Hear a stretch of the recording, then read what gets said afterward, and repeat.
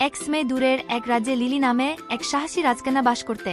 তিনি তার উদারতা এবং সাহসের জন্য সারা দেশে পরিচিত ছিলেন। একদিন ড্রেক নামে এক ভয়ঙ্কর ড্রাগন রাজ্যে এল। তিনি অন্য ড্রাগনদের মতো ছিলেন না, যারা সমস্যা সৃষ্টি করেছিল।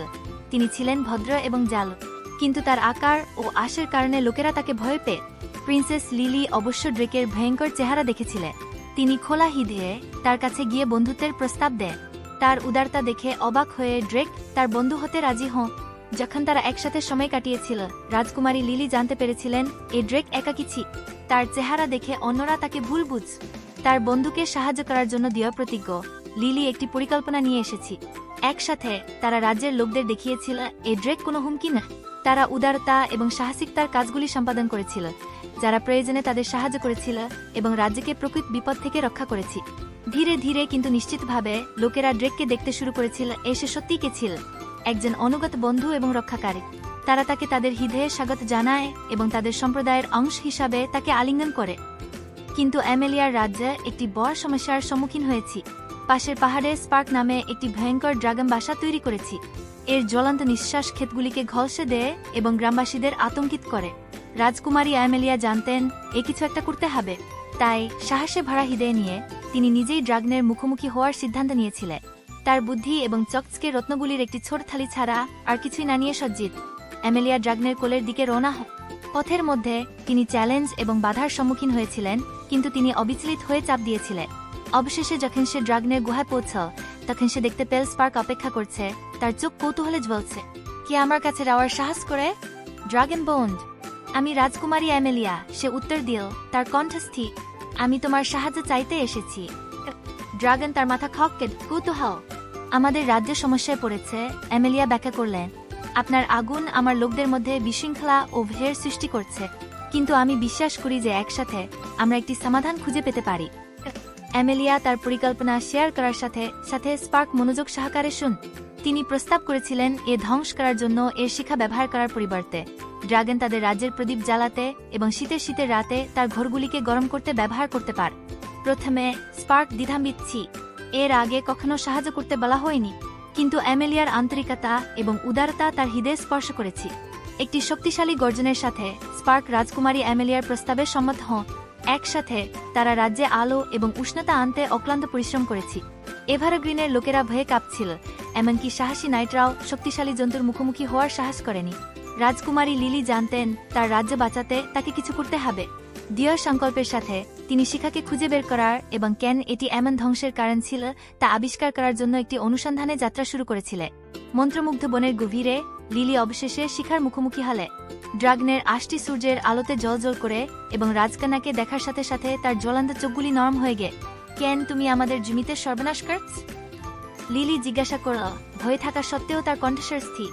শিখা তার মাথা নিচু করে, তার চোখে দুঃখের ইঙ্গিত।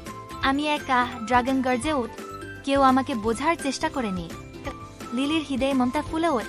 সে ধীরে ধীরে শিখার কাছে গেল, বন্ধুত্বের হাত বাড়িয়ে দি। তোমাকে একা থাকতে হবে না, সে আস্তে করে বল, আমি তোমার বন্ধু হব। লিলির উদারতা বিস্মিত। অগ্নিশিখা অস্থায়ীভাবে তার হাত না জানার আগে ইতস্তত কর। সেই মুহূর্তে তাদের মধ্যে একটি বন্ধন তৈরি হয়েছিল, এ রাজ্যকে চিরতরে বদলে দেবে। একসাথে রাজকুমারী লিলি এবং শিখা আবিষ্কারের যাত্রা শুরু করেছে। তারা বনের লুকানো বিস্ময়গুলি অন্বেষণ করেছিল, জাদুকরী প্রাণীর মুখোমুখি হয়েছিল এবং দীর্ঘকাল ধরে অমীমাংসিত রহস্যগুলি সমাধান করেছে।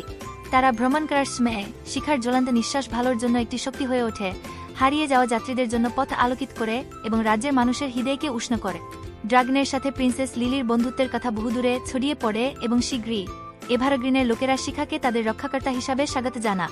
এক্সমের ভয় পাওয়া ড্রাগন এর প্রিয় অভিভাবক হয়ে ওঠে। তাদের সহযোগিতার কথা ছড়িয়ে পড়ার সাথে সাথে গ্রামবাসীদের ড্রাগনের ভয়ে প্রশংসা এবং কৃতজ্ঞতায় পরিণত হয়েছে। তারা স্পার্ককে বন্ধু এবং রক্ষক হিসাবে স্বাগত জানা।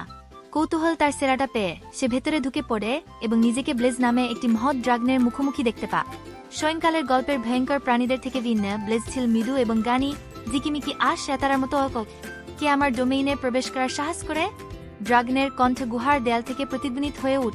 আমি রাজকুমারী অরোরা, তিনি উত্তর দিয়েছিলেন, তার কণ্ঠস্বর তার রেসিং হার্ট সত্ত্বেও স্থির। মানে কোন ক্ষতি নেই, আমি শুধু অন্বেষণ করতে চাই এবং নতুন বন্ধু তৈরি করতে চাই। ব্লেজ তাকে কৌতূহলী চোখে দেখে তার কথার সত্যতা অনুভব করে।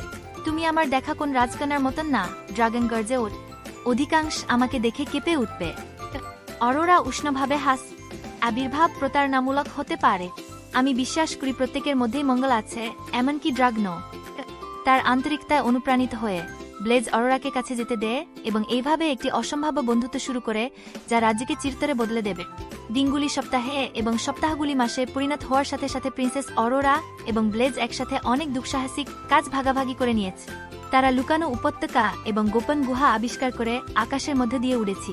তারা সূর্যালোক তৃণভূমিতে পিকনিক করেছে এবং মিটমিট করে তারা নিচে নাচছে। স্পার্ক বাড়ার সাথে সাথে তাদের বন্ধুত্ব বেড়েছে। তারা একসাথে রাজ্য অন্বেষণ, লুকানো ধন আবিষ্কার এবং নতুন বন্ধু তৈরি তাদের দিন অতিবাহিত।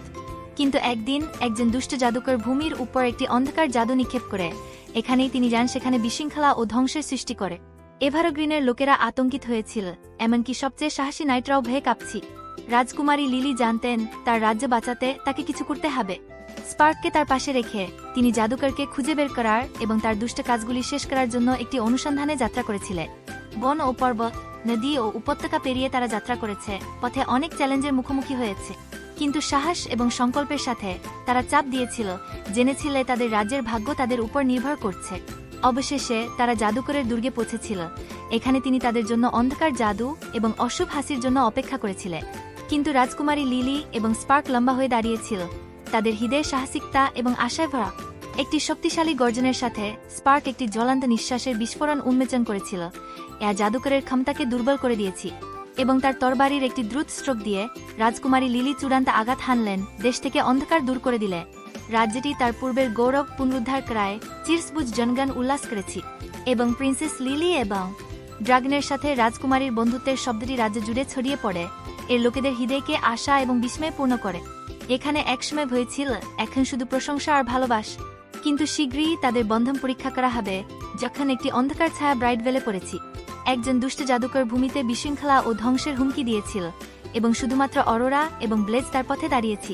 তাদের হৃদয়ের সাহস এবং তাদের আত্মায় আগুন নিয়ে রাজকুমারী এবং ড্রাগন জাদুকরকে পরাজিত করতে এবং রাজ্যের শান্তি ফিরিয়ে আনতে বাহিনীতে যোগ দিয়েছি। সেই দিন থেকে রাজকুমারী অ্যামেলিয়া এবং স্পার্ক ড্রাগন অবিচ্ছেদ্য সঙ্গী হয়ে ওঠে, শিক্ষা দেয়। রাজ্যের ভালোবাসা এবং গ্রহণযোগ্যতার সাথে ড্রেক এবং প্রিন্সেস লিলি একসাথে দুঃসাহসিক কাজগুলি ভাগ করে চলেছেন, প্রমাণ করেছেন এ বন্ধুত্বের কোনো সীমা নেই, এমনকি রাজকুমারী এবং ড্রাগনের মধ্যেও। এবং তাই প্রিন্সেস লিলি এবং ড্রেক সুখীভাবে বেঁচেছিলেন। তাদের বন্ধুত্ব সকালের জন্য সাহস, বোঝাপড়া এবং গ্রহণযোগ্যতার একটি উজ্জ্বল উদাহরণ।